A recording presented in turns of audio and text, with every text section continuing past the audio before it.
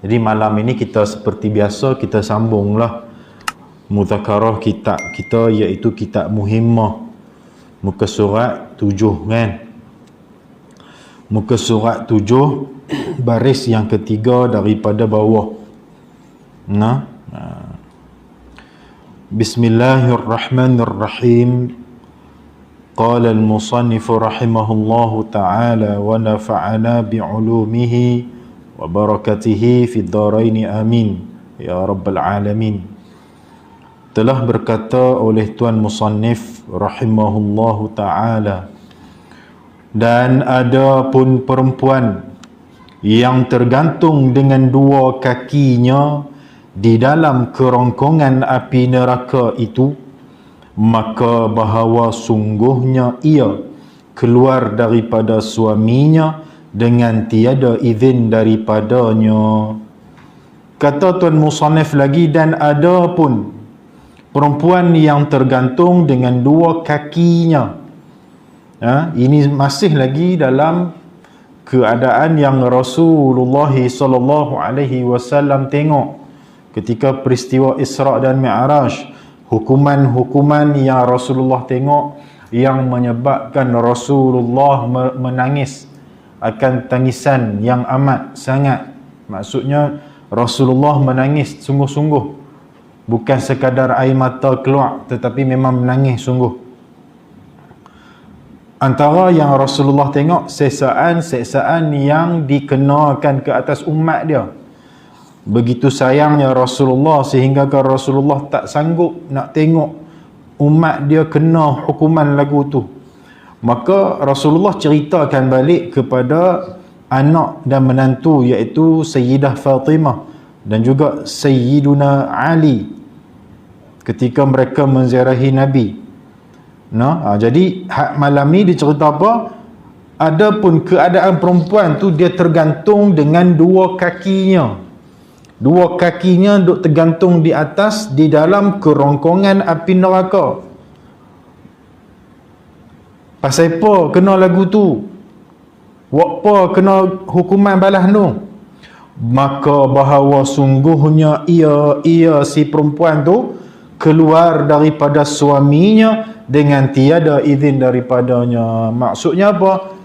Hukuman yang dikenakan ke atas perempuan, iaitu isteri ini, kerana dia keluar daripada rumah lah kita kata, ataupun keluar daripada pergi daripada suaminya tanpa izin suami.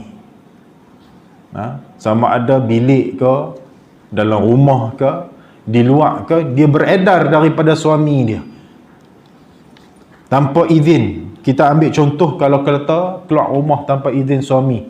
Di awal kitab ni dicerita dah dulu kan, antara tanda kata derhakanya isteri itu, apa dia? Keluar daripada rumah dengan tiada izin suaminya, sama ada suami ada ataupun hadir ataupun ghaib, ada di rumah ataupun tak ada di rumah. Dia keluar daripada rumah tu tanpa izin suami, sama ada suami duduk ada di rumah ataupun suami duduk di tempat kerja atau di mana-mana, ghaib. Berdosa besar. Keluar rumah tanpa izin suami, ini dah maklum. Bahkan kalaulah dia pergi ke majlis ilmu yang bukan fardu ain sekalipun. Ada kelas pengajian hadis ataupun tafsir yang bukan fardu ain atas tiap-tiap mukallaf, dia pergi, walaupun benda tu baik, ilmu yang baik, tetapi dia pergi dalam keadaan tidak ada izin suami, maka tetap dikira berdosa, walaupun kita kata benda baiklah pi menuntut ilmu. Adapun ilmu yang fardu ain, maka tidak berdosa bagi seorang isteri keluar tanpa izin suami. Antaranya duk cerita tentang tauhid, cerita tentang sifat 20. Hari ni ada pengajian sifat 20, maka dia boleh pergi ke majlis ilmu yang fardu ain tanpa izin suami, tidak berdosa. Ada mengaji fiqah, bab haid, bab nifas, bab taharah, bab solat yang fardu ain, maka dia boleh keluar tanpa izin suami. Ada pengajian tasawuf, cerita tentang sifat-sifat mazmumah, sifat-sifat mahmudah, maka dia boleh pergi tanpa izin suami. Tak berdosa. Bahkan kalau suami dia tu larang pula, tak boleh pergi. Nak pergi mana? Nak pergi mengaji tauhid sifat 20, tak boleh pergi. Maka haram ke atas suami dia sebab larang. Cuma itu kalau suami dia tidak alim.